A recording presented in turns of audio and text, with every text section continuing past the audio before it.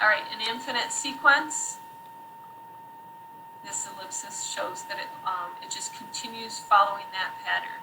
0, 1, 2, 3, 4, 5, 6, 7, forever. Infinite sequence, no end. I can put it in a table, the inputs, first term, second term, third term, fourth term. What is the first term? What is the second term? So a sub 1 would be 0. A sub 2 would be 1. A finite sequence has a beginning and an end, and we did go over that earlier. First term's 4, second term's 8, third term is 12, fourth term is 16, fifth term is 20.